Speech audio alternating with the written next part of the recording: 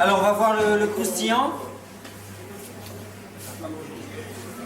Je vais d'abord finir le croustillant. Qu'on aurait dû avoir avec notre foie gras et la langue. Si on a révélé, non. Ouais, c'est des petits soucis de vue.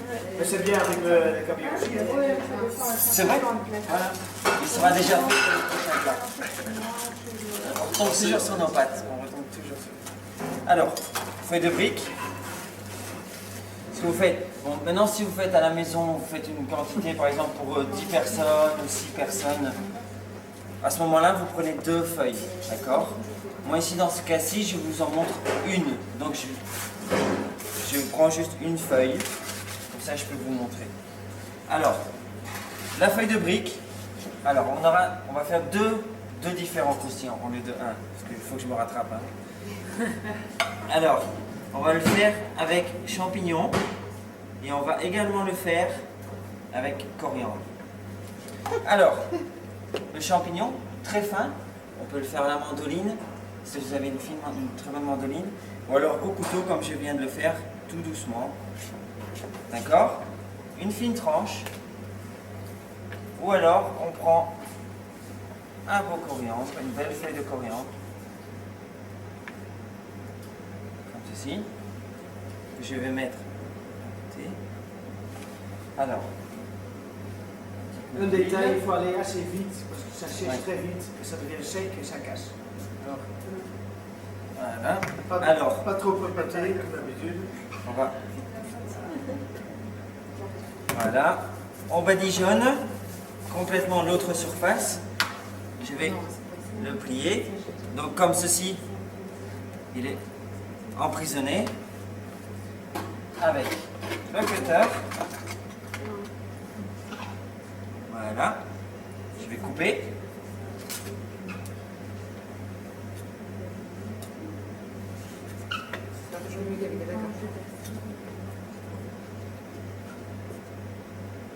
Voilà. Et alors, ce qu'on devrait faire, bon, on a plusieurs façons de faire. Hein. Simplement, à la maison, je ne pense pas que vous soyez équipés pour faire de cette manière-là. Nous, ce qu'on fait, on utilise ces plaques métalliques épaisses, d'accord?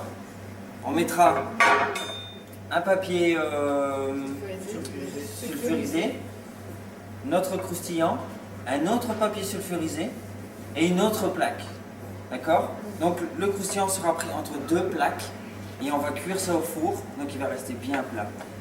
Une autre méthode à faire à la maison, vous prenez une poêle Tefal, donc une poêle non adhésive, et alors un petit peu de beurre dans le fond, tout petit peu, hein, vraiment peut-être avec le pinceau, juste badigeonner la poêle, mettez le croustillant et utilisez une autre casserole qui est un peu plus petite que vous mettez au-dessus.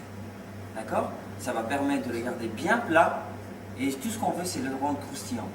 Donc pour le rendre croustillant, il n'y a pas besoin d'une température très élevée si on le fait à la poêle, donc un feu moyen. D'accord? Et on va vérifier de temps en temps, vous allez voir ça va coller à la casserole, on va vérifier pour que ça reste bien doré et bien croustillant. Et alors une fois que tout sera fait, on verra à travers, on verra que la feuille à ce moment-là.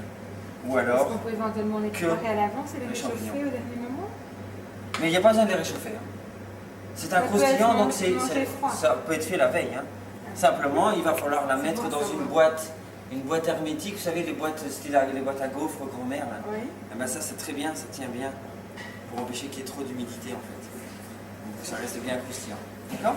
Et la poêle qu'on met au-dessus, oui. On la beurre ou pour éviter que ça ne... Non, parce que déjà rien qu'ici, si vous touchez, c'est gras.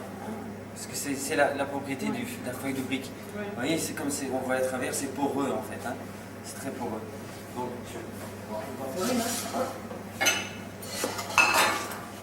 c'est mieux le brique que le filo. Parce que pour ça, la oui. texture n'est pas la même. Bien sûr, le filo, vous n'allez pas réussir à avoir le côté transparent qu'on va avoir après ici. Si quelqu'un peut me donner une petite à fond plat.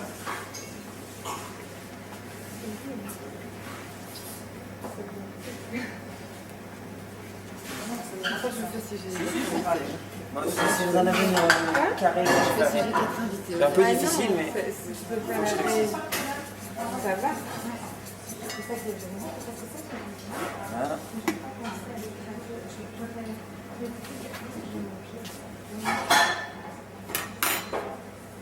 Voilà, dessus.